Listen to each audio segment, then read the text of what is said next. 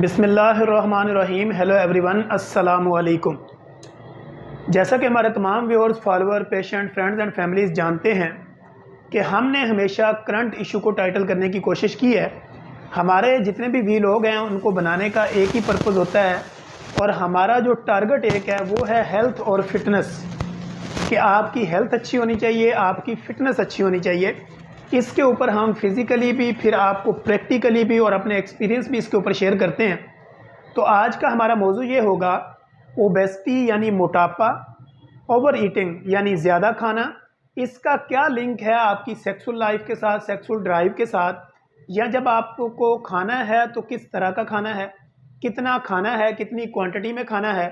एक खाने से दूसरे के दरमियान में आपने कितना गैप डालना है कि आपकी सेक्स ड्राइव भी बेहतर रहे और आपकी लाइफ भी जो है वो प्रॉपर इंजॉय आप कर सकें।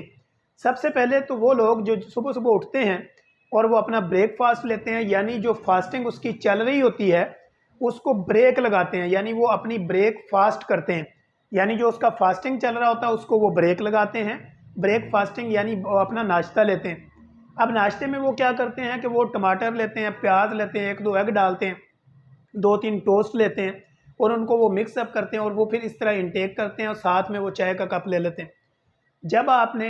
असल में कोई आपने टमाटर डाल दिए, प्याज डाल दिए, पोटैटो डाल के आपने जो भुजिया टाइप बना ली या एग उसमें ऐड कर दिए, तो इसमें जो कैलोरीज आप इंटेक करते हैं वो तकरीबन 200 के करीब करीब हो जाती।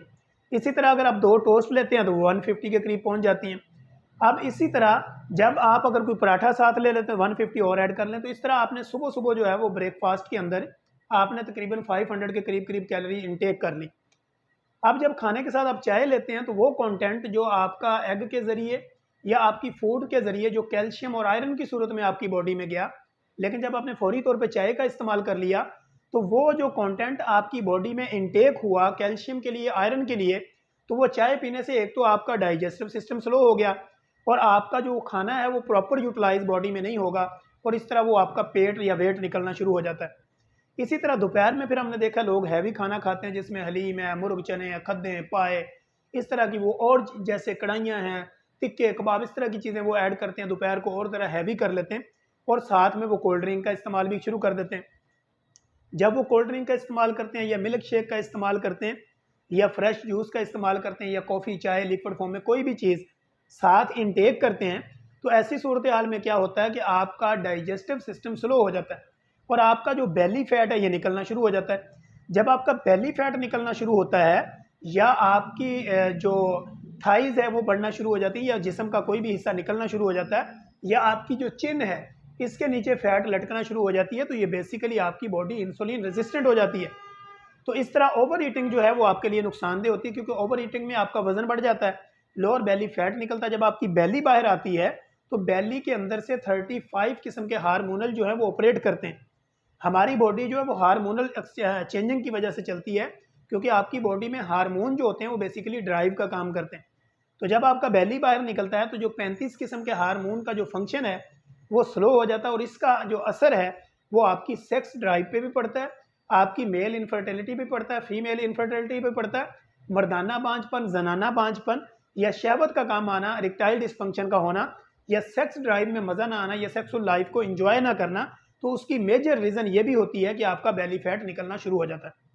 इसी तरह जब आप रात को खाना खाते हैं तो रात के खाने में अक्सर हमने देखा है लोग खाना भी हैवी खाते हैं और लेट नाइट खाते हैं, फिर उसके अलावा फास्ट फूड भी करते हैं, लेट नाइट करते हैं, पिज़्ज़ा, बर्गर, शवारमे, इस तरह की जितनी भी चीज़ें हैं वो लेट नाइट अपने घर पे ऑर्डर करते हैं और साथ में कोक का इस्तेमाल करते हैं, आइसक्रीम का इस्तेमाल करते हैं, स्वीट डिशेज़ का इस्तेमाल करते हैं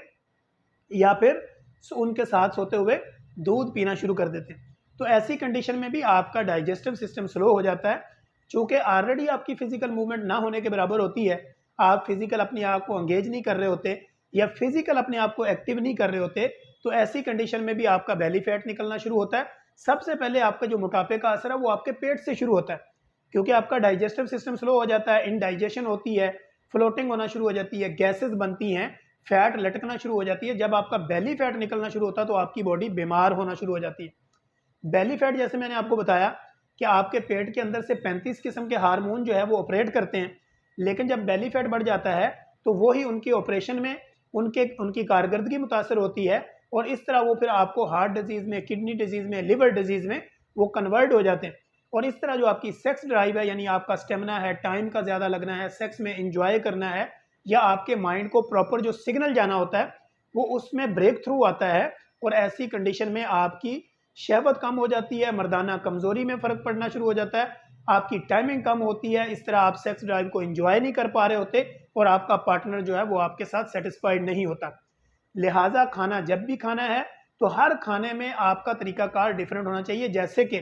चेचे का खाना चाची के साथ नहीं मिल सकता, मम्मा का बाबा के साथ नहीं मिल सकता, भाई का बहन के साथ नहीं मिल सकता, कज़न मेरी ये खाती है, मेरी ताई ये खाती है, नाना ये खाता, दादी ये खाती है, मेरी कज़नें ये खाती हैं, या मेरा फ़लाँ रिश्तेदार ये खाता है, या मेरा फ़लाँ दोस्त ये खाता है। हर एक की इम्यूनिटी अलग है, हर एक की बॉडी मास अलग है, हर एक का बॉडी का सिस्टम, डाइजेस्टिव सिस्टम बिल्कुल डिफरेंट है। तो इस तरह हर एक का खाना एक जैसा नहीं हो सकता और हर एक के ऊपर इफेक्ट भी एक जैसे नहीं हो सकते। तो लिहाजा जब भी आपने खाना है, कम क्वांटिटी गुड क्वालिटी।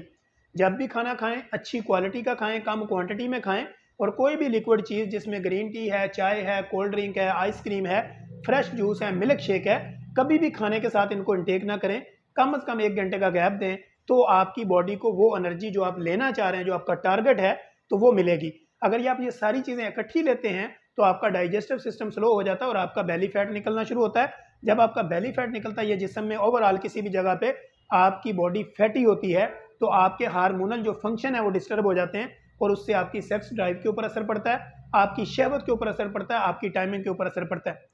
सुबह का नाश्ता अच्छा लें, दोपहर का खाना ऑन द टाइम लें, रात का खाना बेड पे जाने से 3 घंटे पहले लें। अपने आप को फिजिकल एंगेज करें, यानी कम से कम 1 घंटे की वॉक रखें। अगर आप कंटिन्यू 1 घंटे की वॉक नहीं करते तो आपकी बॉडी जो है वो स्लो हो जाती है, उसका सारा सिस्टम स्लो हो जाता है, आपके मसल जो है वो वीक होना शुरू हो जाते हैं, ब्लड सर्कुलेशन में इशू आना शुरू होता है और इसके साथ साथ आपकी सेक्स ड्राइव भी मुतासर होती है। हम इंशाल्लाह कोशिश करेंगे कि अपने नेक्स्ट एपिसोड के अंदर एक नई इन्फॉर्मेटिव वीडियो के साथ दोबारा हाजिर होंगे। तब तक के लिए इजाज़त दीजिए। अल्लाह हाफिज़।